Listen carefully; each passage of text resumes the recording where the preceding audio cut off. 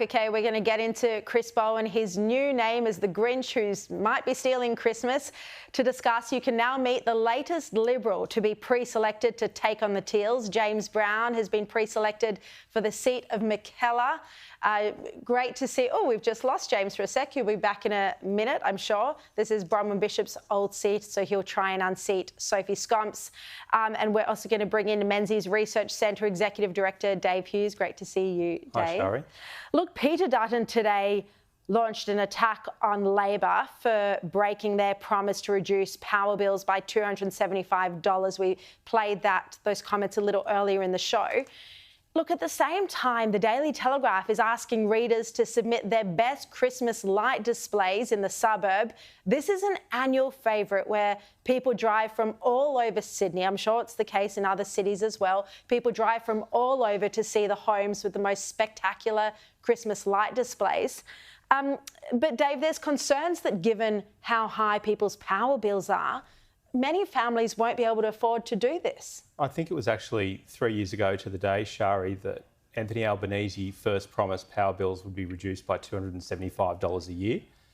Now, that was a promise that didn't match his policies because his policies have actually driven up power prices.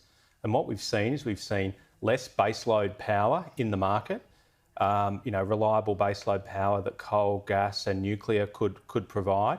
And we've got intermittent renewables filling that gap. Power prices have gone up and families are taking decisions to cut costs. I wouldn't be surprised if there's a lot of families out there in the suburbs who are taking those decisions not to maybe scale down their Christmas lights displays this year. And not to mention, James, we're being told that on hot days we shouldn't be running our dishwasher past 3 p.m. Well, what's the state government going to say about these Christmas light displays? Well, Sharri, my neighbour's got the Christmas lights up already. The gauntlet has been thrown down and I'm well behind. But that's the decision we have to make. We've got a grid that is increasingly fragile. Can we run the air conditioning that we need? Can we run the Christmas lights? Can we run the fridge? And can we pay for it all? And that's the challenge that families are looking at as we go into Christmas. This is a tough time for families that are not where they want to be economically, that are facing the pressure of higher interest rates, who are looking at how they're going to afford presents. And we're here because of the policies of the government. They've led us to this point.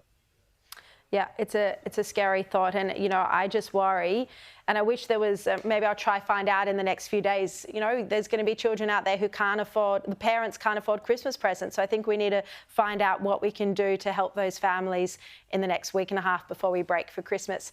Now, one of Australia's biggest banks has slapped another fee on customers. This has outraged everyone today, charging $3 each time people want to withdraw their own money from a branch, a post office or by phone. This is CommBank. David, this seems insanity, this continual paying to take out cash.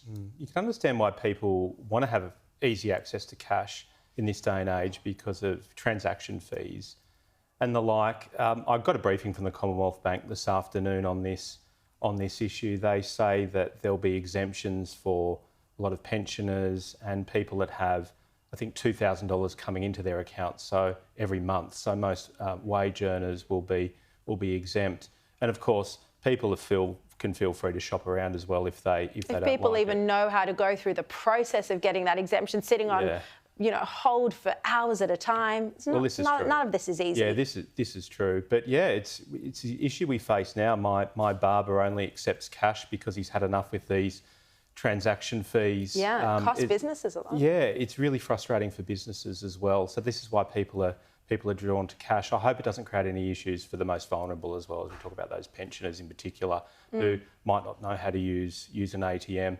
But I think through these changes today, I think Commonwealth Bank ATMs will still be able to be accessed free of charge for their customers.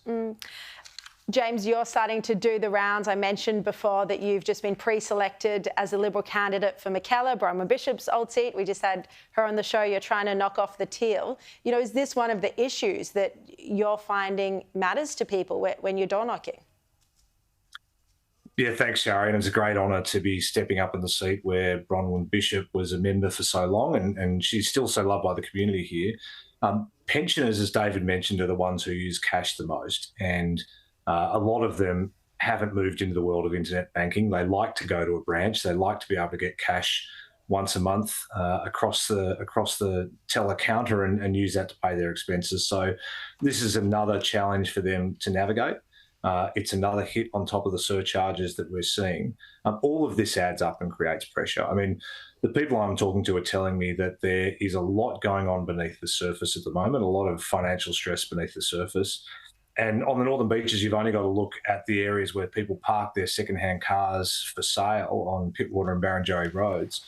Those queues of cars for sale are much longer than I've ever seen them. And that shows you people can't afford to run that second car. They can't keep the groceries, the school fees, all of that going at once.